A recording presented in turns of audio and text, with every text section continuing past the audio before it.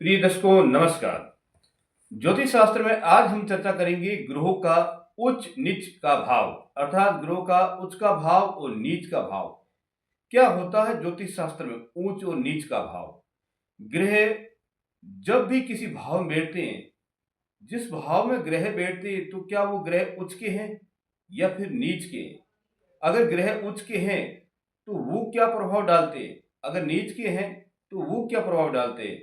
तो आज हम दोनों प्रकार के ऊंच और नीच ग्रहों का प्रभाव भी बताएंगे और ग्रह का ऊंच नीच किस भाव में बैठना ऊंच नीच का कहलाता है। ज्योतिष शास्त्र में जब भी कोई ग्रह बैठता है, या तो स्वयं की राशि में बैठता है, या कहीं मित्र की राशि में बैठता है, या फिर शत्रु की राशि में बैठता है, या फिर सम शत्रु की राशि में बैठता है, तो ग्रह कहीं ना कहीं 12 भाव में बैठे रहते हैं। जिस भाव में ग्रह बैठते हैं उस भाव से ग्रह का क्या संबंध है?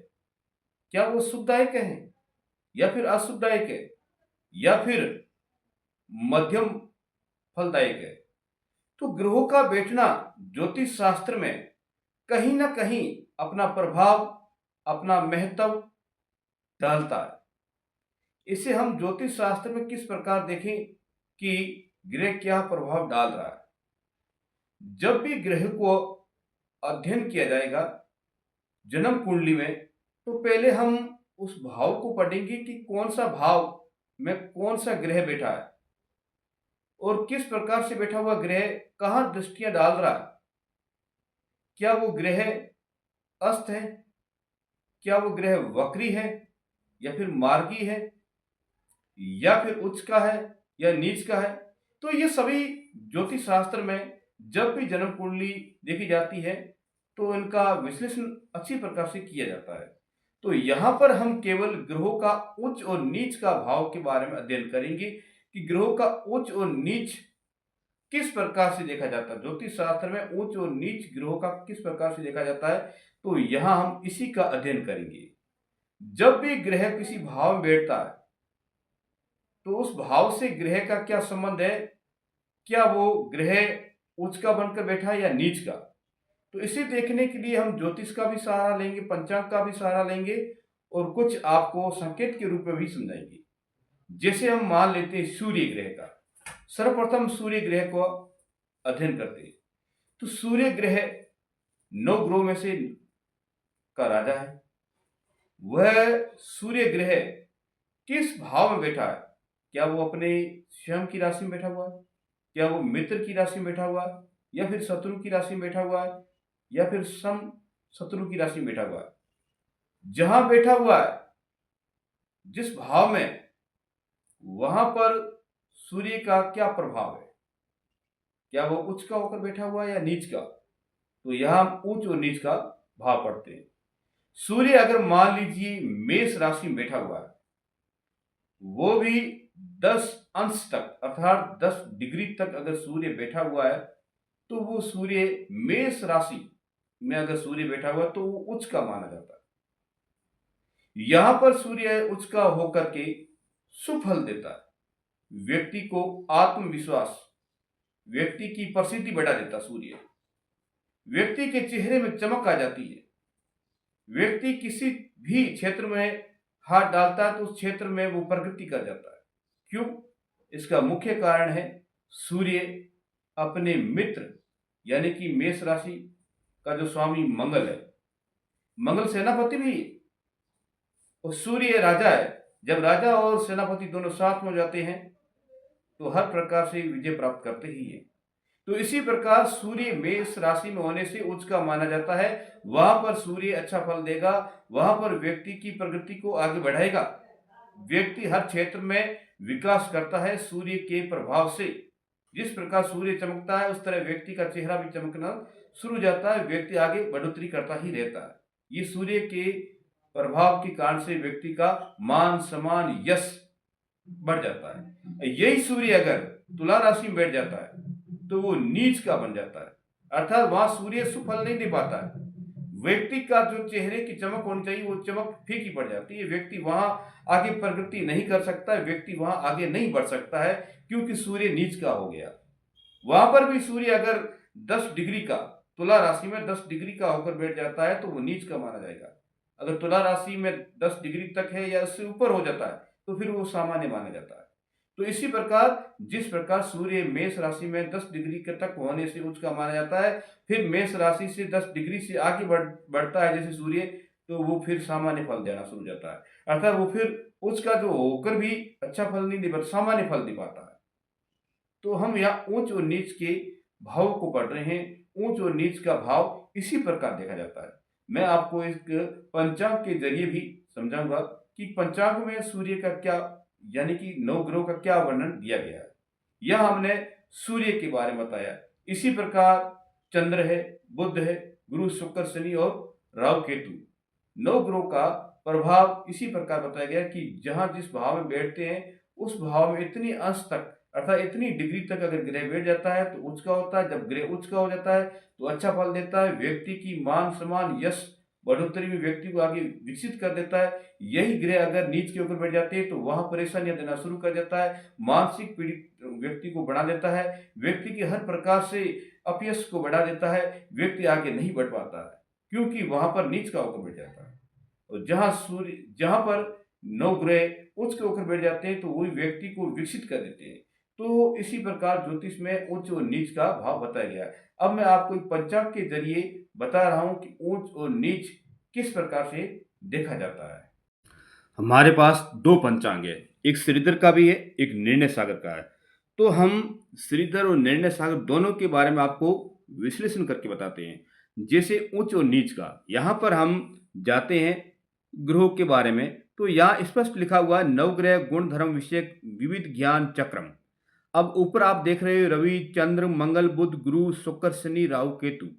और यहाँ इस साइट में लिखा हुआ है उच्च राशि अंश, यानी कि उच्च ग्रह का राशि का अंश कितनी तक होना चाहिए, वहां तक हम इसके बारे में जानते हैं।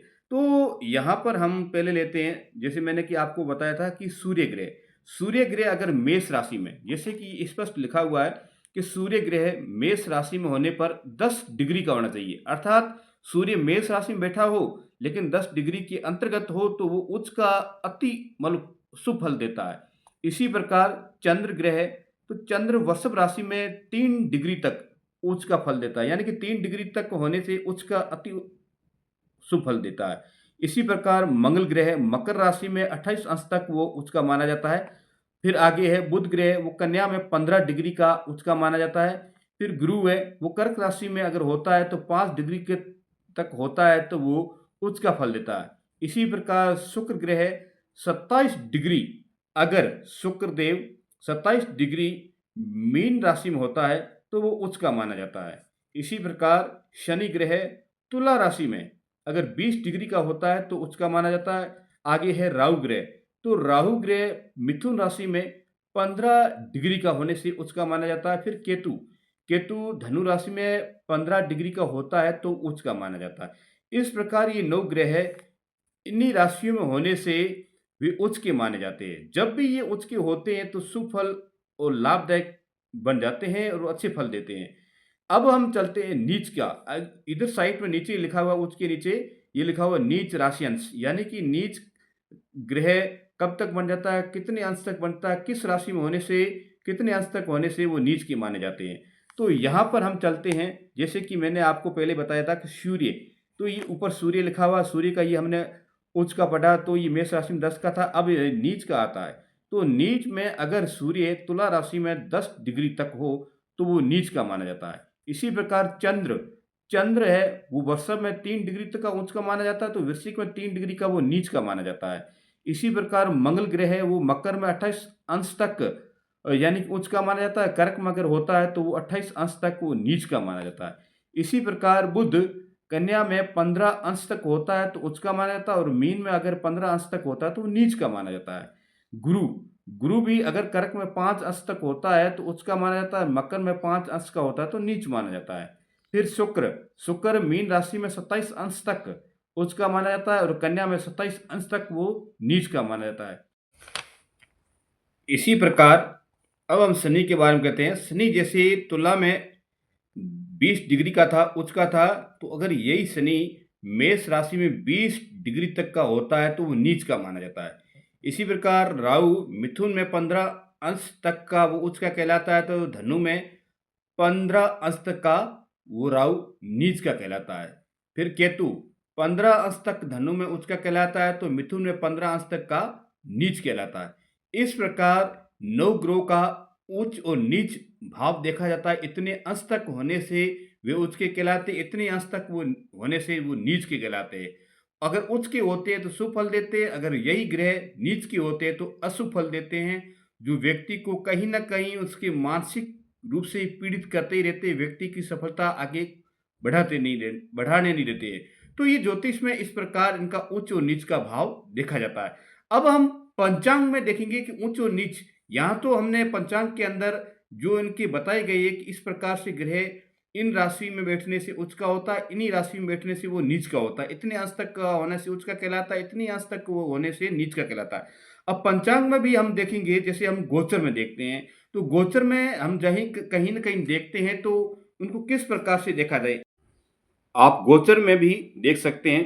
तो गोचर में हमने यहाँ पर जो लिया है, जैसे कि ये सूर्य बैठे हुए मेष राशि में, तो मेष राशि में सूर्य बैठे हुए हैं, तो यहाँ पर ग्रहों के नाम लिखे हुए हैं, जैसे रवि है, चंद्र है, मंगल, बुध, गुरु, शुक्र, शनि, राहु और केतु, ये 9 ग्रहों के नाम। यहाँ पर राशि लिखी हुई है, या अंश है, या कला है, या विकला है, या गति है और नक्षत्र है। ये सभी इन 9 ग्रहों का विवरण दिया गया है। अब यहाँ पर हम जैसे देखेंगे रवि का, तो रवि कौन सी राशि में, यहाँ पर राशि अंश लिखा, जैसे राशि लिखा हुआ जीरो, या जीरो का अर्थ होता है यानी मेष राशि में है। तो यहाँ पर इसका जो अंश है वो 6 अंश तक है, यानी कि 6 अंश तक यहाँ रवि है, तो इसका मतलब ये सूर्य देव यहाँ के उच्च के हैं। तो उच्च के होकर के यहाँ अच्छा फल दे रहे हैं, मेष के अंदर बैठे हुए हैं। जिसके भी जन्म कुंडली के अंदर अगर सूर्य मेष राशि में है और 6 अंश तक है तो वो उच्च के हैं, वो अच्छा फल देंगे, व्यक्ति की प्रगति को आगे बढ़ाते रहेंगे। तो इस प्रकार हम गोचर में देखते हैं। तो एक उदाहरण के तौर पर मैंने आपको बताया, जबकि जन्म कुंडली के अंदर इसका विश्लेषण उस समय की तिथि, नक्षत्र और वार के अनुसार ही किया जाता है। ये गोचर के अंदर तो यहाँ पर आष्ठ से लेकर के पूर्णिमा तक होती है, यानी अष्टमी से लेकर के पूर्णिमा तक इनका विवरण दिया जाता है। तो जब भी जन्म कुंडली का विश्लेषण करेंगे तो उस समय उस दिन की तिथि, वार, नक्षत्र और उस समय का जो भी समय जन्म का होगा उस समय के अनुसार ही उसकी जन्म कुंडली के अंदर ग्रहों का विश्लेषण उच्च और नीच की देखा जाता है। तो इस प्रकार ज्योतिष शास्त्र में इनके बारे में बताया गया है, जो मैंने कि आपको विवरण दिया है। तो इस प्रकार हम जन्म कुंडली के अंदर ग्रहों का उच्च और नीच के भाव के बारे में अध्ययन करते हैं। ज्योतिष में जब भी ग्रहों का उच्च और नीच भाव देखा जाएगा तो उसमें ग्रहों का जिस भाव में बैठा हुआ वो भाव कौन सा है, यानी कि कौन सी राशि में बैठा हुआ ग्रह है, क्या वो जिस ग्रह जिस भाव में जिस राशि में बैठा हुआ वह उच्च का है या नीच का है। अगर उच्च का है तो कहने का मतलब ये कि वो भाव अति लाभदायक रहेगा, उस भाव से उस व्यक्ति को अच्छे फल प्राप्त होंगे, व्यक्ति वहां पर अपनी प्रगति को आगे बढ़ा सकता है। व्यक्ति उस भाव के अंदर जो ग्रह बैठे उच्च के होते हैं ना, तो वो व्यक्ति को कहते हैं कि मालामाल कर देते हैं। यही ग्रह अगर उस भाव में, जिस भाव में ग्रह बैठे हुए वो भाव अगर नीच का है, तो वहां पर व्यक्ति को कड़ी मेहनत करनी पड़ती है, कड़ी परिश्रम करना पड़ता है, तब जाकर कई उपाय करने पड़ते हैं, उसके संबंधित कई ग्रहों के पूजा पाठ जप वगैरह करना पड़ता है, तब जाकर वो विशेष अच्छा फल उससे प्राप्त होता है। लेकिन कहने का तात्पर्य ये है कि वो मेहनत किए बिना वो फल प्राप्त नहीं होते हैं। तो वहां पर हमें उस ग्रह के उपाय करने पड़ते हैं, फिर उसकी जो बारे में जो विवरण दिया जाता है वो सभी करना पड़ता है। तो कहने का मतलब ये है कि उच्च का भाव जब भी जन्म कुंडली के अंदर होता है तो वो फलदायक माना जाता है, अच्छा माना जाता है और ज्योतिष में उसका बड़ा महत्व माना जाता है। यही ग्रह अगर नीच के हो जाते हैं तो वो अच्छे फल दे नहीं पाते, व्यक्ति कितनी भी मेहनत कर ले, व्यक्ति को वो सफलताएं नहीं मिलती है तो नहीं मिलती है। तो ये ज्योतिष शास्त्र में उच्च और नीच के भाव के बारे में बताया गया, जो कि मैंने आपको ज्योतिष शास्त्र के अनुसार आपको जानकारी दी। तो आप मेरे YouTube चैनल पर बने रहिए, मैं आपको नई नई जानकारी देता रहूंगा। मेरे चैनल को आप सब्सक्राइब कीजिए, लाइक कीजिए, कमेंट कीजिए, शेयर कीजिए और राधे राधे, जय श्री कृष्ण।